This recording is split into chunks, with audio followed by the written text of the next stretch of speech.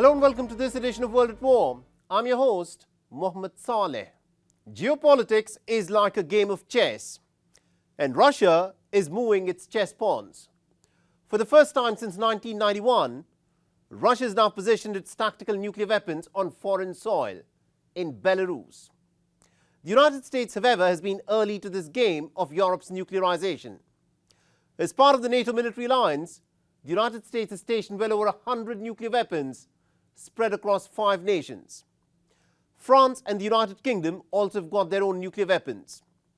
The fear that the war in Ukraine could turn into a nuclear conflagration is not unfounded. Since the end of the Second World War, Europe has been one of the most secure and peaceful regions in the world. But the Russian invasion of Ukraine has changed the security calculus of Europe. And as things stand at this moment, no other region in the world looks as vulnerable to a nuclear holocaust as Europe does. Military alliances can guarantee your security, but expanding military alliances are the recipe for disaster. Without even realizing it, Europe has now become the playground of the big superpowers. On the 25th of May, Moscow and Minsk signed an agreement to deploy Russian tactical nuclear weapons in Belarus. But if you thought this is the first time that a major military power has deployed its nuclear weapons on the soil of another nation in Europe, then you could not be more wrong.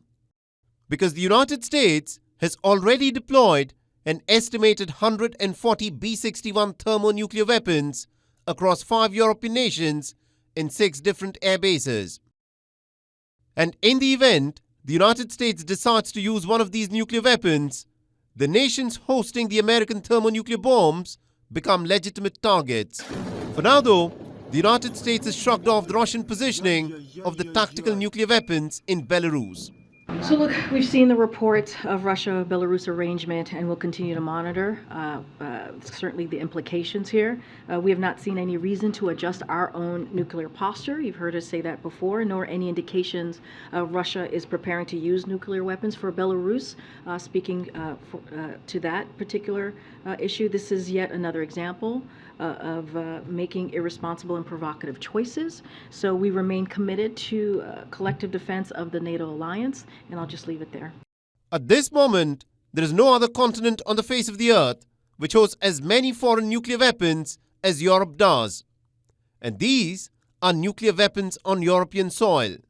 But European capitals exercise little control on when they'll be used. And the longer the war drags on in Ukraine, the greater is the risk that nuclear weapons could come into play in Europe. Nuclear trouble could begin from the Zaporizhzhia power plant, home to Europe's biggest nuclear power station. But this nuclear plant is presently under the control of the Russians. Time and again, since the beginning of this conflict, Kiev has accused Russia of simulating an accident at the nuclear power station by firing shells and missiles. But what Ukraine has never been able to explain is why would Russia want to bomb a nuclear power plant that is presently under its control. Truth, as they say, is the first casualty of war. According to Jens Stoltenberg, NATO nations have already supplied 98% of all promised weapons to Ukraine for the spring counteroffensive.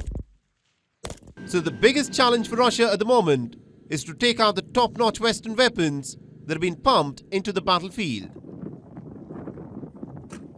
Tonight, the armed forces of the Russian Federation carried out a group strike with long-range precision-guided air-launched weapons at the ammunition storage sites of the Ukrainian troops.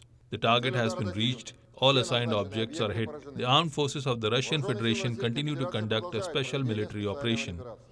Ukraine is hesitant to formally declare that its spring counteroffensive is already underway. But what is being witnessed are concerted attacks on Russian naval assets in the Black Sea and the Sea of Azov. This video released by the Russian Defense Ministry that has since gone viral shows Russia destroying 3 Ukrainian naval drones in the Black Sea. But the Ukrainian Defense Ministry too has released a video of its naval drone hurtling towards the Russian ship before it rams into it. The longer this war drags on in Europe, the greater is the danger that not just Ukraine or Eastern Europe, but pretty much the whole of Europe could suffer a nuclear holocaust, which could be set off by mere miscalculation.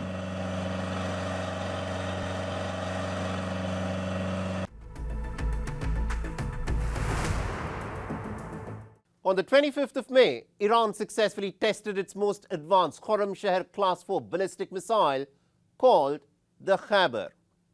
With a strike range of 2,000 kilometers, this new precision-guided missile can pack a serious punch, as it can carry a 1,500 kilogram warhead. Now, countries well beyond Israel and large parts of Eastern Europe are now in the crosshairs of Iran with this missile.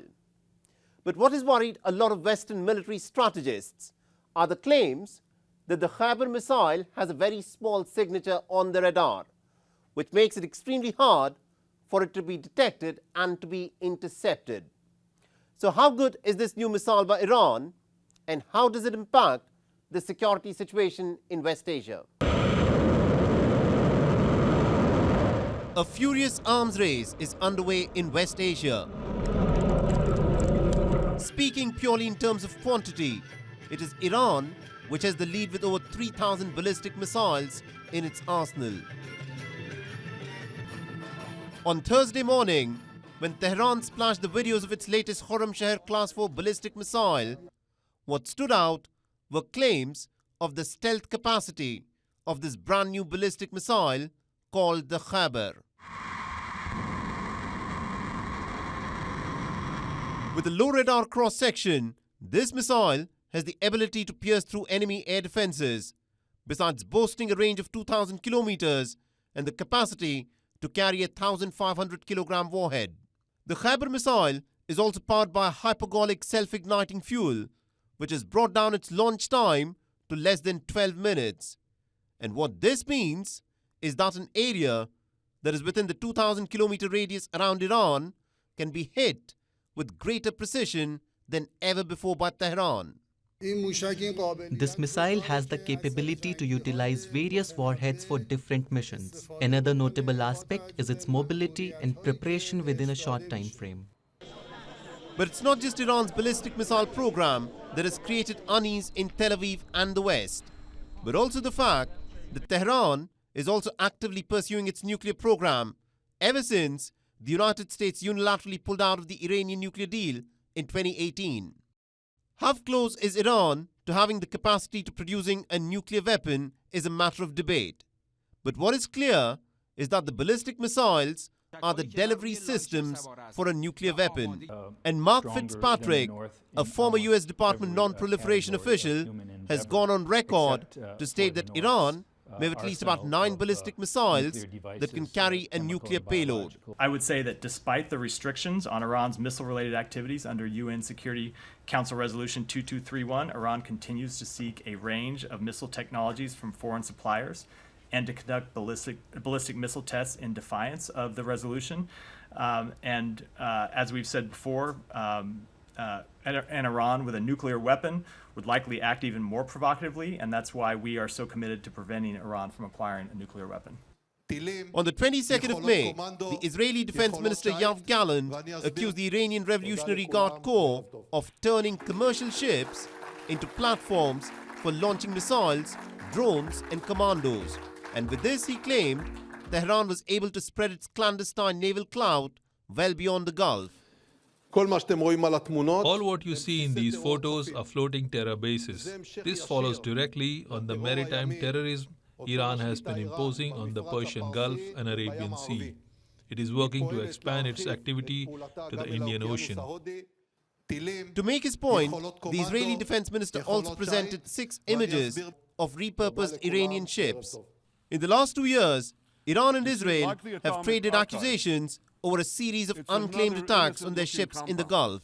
On the 23rd of May, Herzi Halevi, the Chief of General Staff of the Israeli Defense Forces, spoke about acting against Iran to target its nuclear program. In the past, Israel, with the backing of the United States, has behaved as the regional nuclear policeman in West Asia and had bombed the developing nuclear facilities of Iraq and Syria. But repeating something like this against Iran in 2023, with its array of top-notch ballistic missiles, is not going to be an easy task.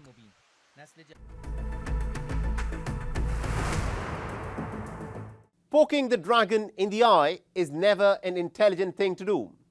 But in the last fortnight, backed by the United States' Ironclad guarantee for security, the Philippines began to assert its sovereignty in the South China Sea by placing buoys in the waters that it claims to be its own.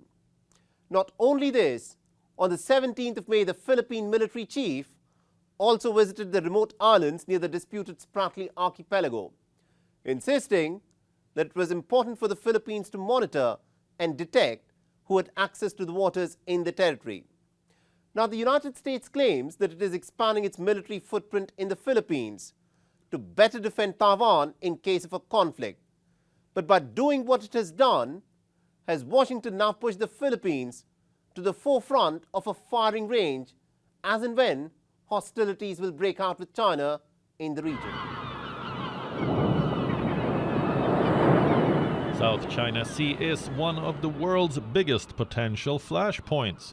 China claims almost the whole of the South China Sea, including the Spratly Islands, which are also claimed in part by the Philippines. Other nations who lay claim to the South China Sea include Malaysia, Indonesia, Vietnam, Brunei, and Taiwan. Between the 10th and 12th of May, Philippines placed 5 navigational buoys in the South China Sea to assert its sovereignty over the disputed Spratly Islands in the South China Sea.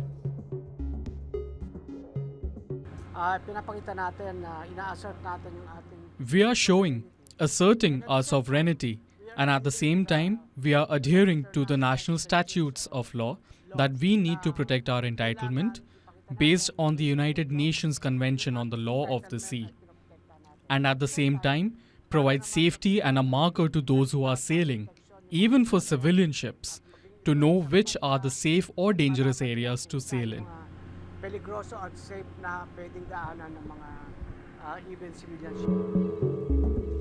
The Philippines has been frustrated by China's aggressive action in the South China Sea, which includes harassment of the Philippine ships and fishermen.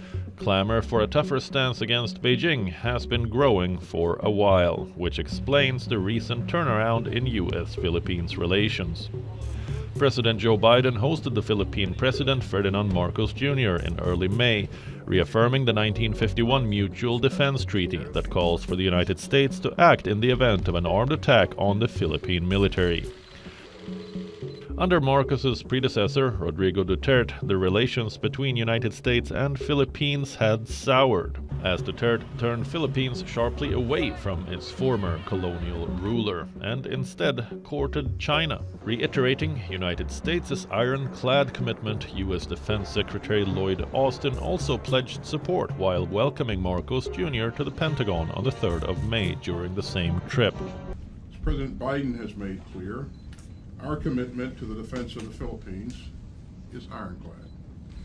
And let me say once again that our Mutual Defense Treaty applies to armed attacks on our armed forces, Coast Guard vessels, public vessels, or aircraft in the Pacific, including anywhere in the South China Sea. So make no mistake, Mr. President, we will always have your back in the South China Sea or elsewhere in the region. On the 17th of May, the Philippine military chief, General Andres Centino, had visited a small contingent of naval troops deployed in the remote island of the Palawan province near the disputed Spratly archipelago. So how does China view these developments? It has accused the Philippines of inviting the United States into the South China Sea and turning it into a hunting ground for the foreign forces.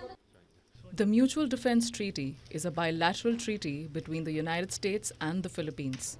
China firmly opposes any country's interference in the South China Sea issue under the pretext of bilateral treaties which will damage China's territorial sovereignty and maritime rights and interests.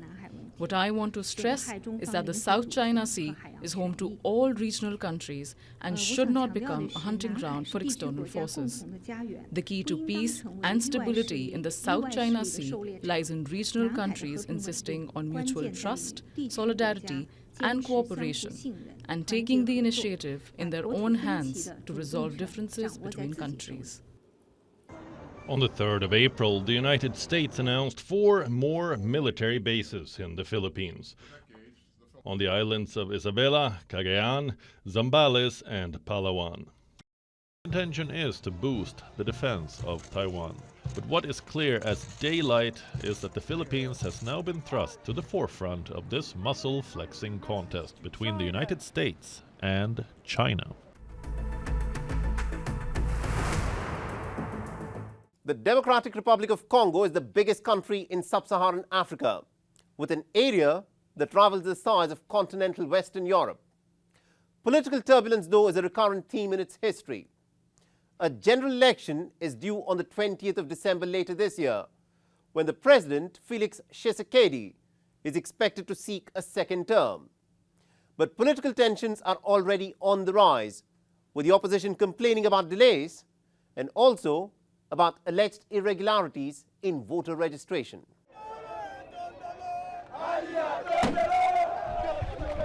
Congolese security forces fired tear gas to crack down on opposition protesters in the capital on the 20th of May.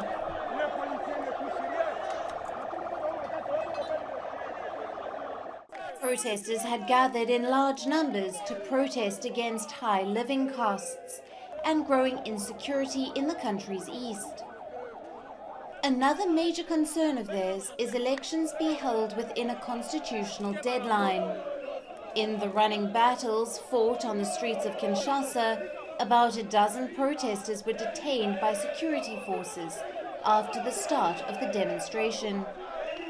We came here to march peacefully. The government said that we are in a democratic country, we are in a democracy, but why are you prohibiting the march like this? Look at the police. They're throwing gas, pulling people by their clothes. This is not normal.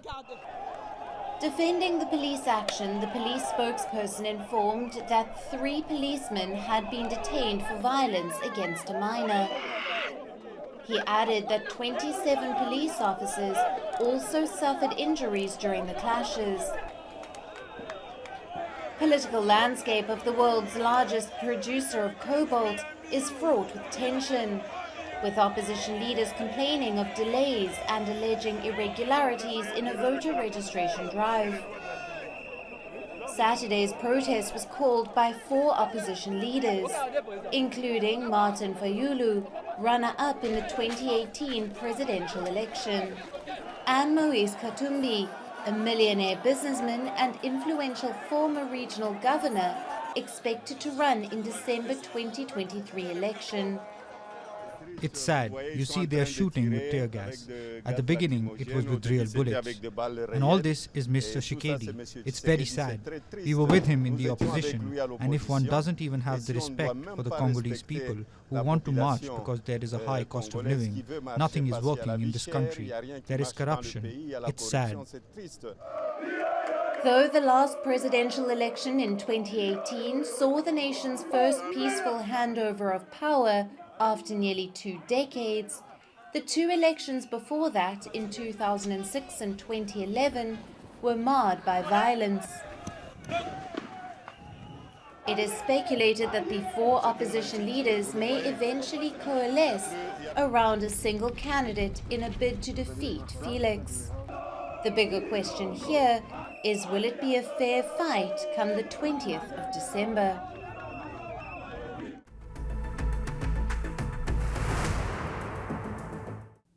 At least 10 people were killed in a shootout in northern Mexico near the United States border on the 20th of May. The attack by the heavily armed gunman happened at a race between amateur rally drivers in the city of Ensenada. Alonso Arambula Pina, an alleged drug trafficker, is believed to be the intended target of the armed attack. The state of Baja California in Mexico, which has been hit hard by drug violence, announced the formation of a special investigations team to identify the killers and to determine the motive behind the killings. Ensenada is the fourth largest municipality in the state of Baja California in northern Mexico. On the 20th of May, a two-day street racing event called Cachanelazo devolved into a shooting, sending shockwaves through its 440,000 residents. An all-terrain car racing show in the San Vicente area was underway when a group of assailants with long guns got out of a grey van and began shooting at participants at a gas station. At least 10 were killed and 9 others injured in the road race massacre.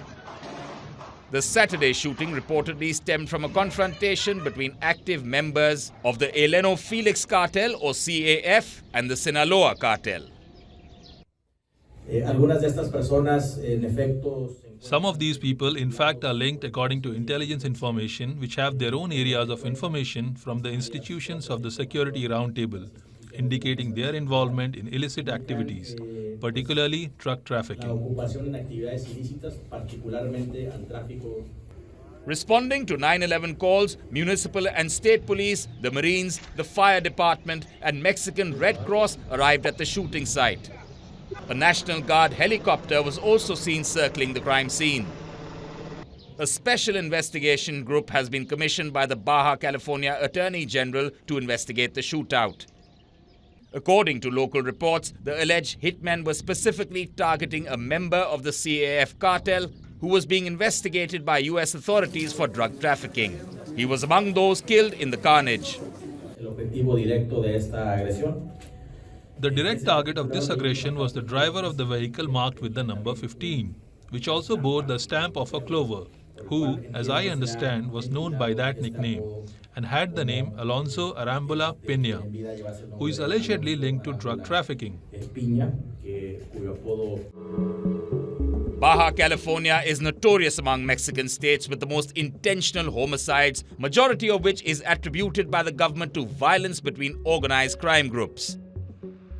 721 murders were committed in Baja California between January and April this year. Along with 5 other states, Baja California accounted for nearly half of the 9,912 homicides in Mexico in the same period. In 2006, the Mexican government cracked down on drug cartels by deploying a controversial anti-drug offensive with the support of the United States.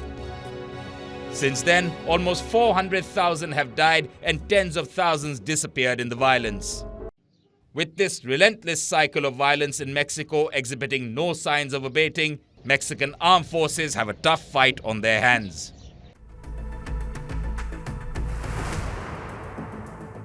With that, it's a wrap on this edition of World at War.